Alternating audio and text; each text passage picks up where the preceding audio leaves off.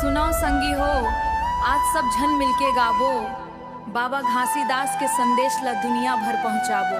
सतनाम सतनाम, मनखे मनखे एक समान।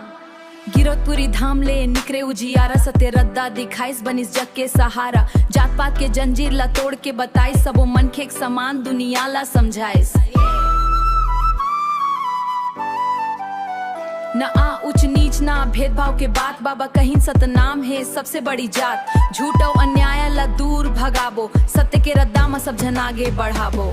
सतनाम सतनाम, दिल में बस गे बाबा के नाम। सतनाम सतनाम, सब जन मिलके गाबो ये गान। मनखे मनखे एक समान, यही है बाबा के पहचान। सतनाम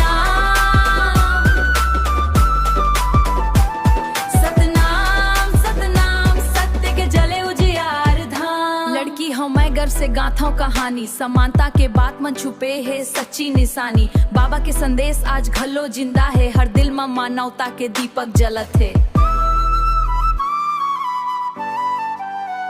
नशा अंधविश्वास सब ला छोड़ना, सत्य और मेहनत के रद्दा ला जोड़ना। हाथ मा हाथ हर सब संग चलबो, नवा समाज के अपना ला सच करबो।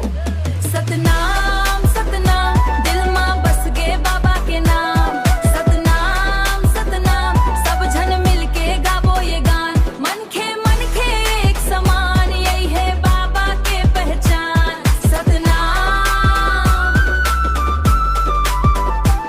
सतनाम सतनाम, सत्य के जले उजियार धाम। यो न लड़ाई न झगड़ा ना कोई दीवार, प्यार और सम्मान में बसत है संसार। श्वेत जैत खाम जैसा निर्मल विचार, सतनाम के गूंज में बदलत है फैलाबो। बाबा के आदर्श ला दिल में बसाबो। सतनाम सतनाम, गूंजे धरती और आसमान। सतनाम सतनाम, बाबा घासीदास के सम्मान। सत्य प्रेम जात पात के जंजीर ला तोड़ के बताइस, सबो मनखे एक समान दुनिया ला समझाइस। सत्य प्रेम और भाईचारा, यही है जीवन के सहारा। हे संगी हो, सत्य के रद्दा जय सतनाम। मनखे मनखे एक समान। सत्य प्रेम और भाईचारा।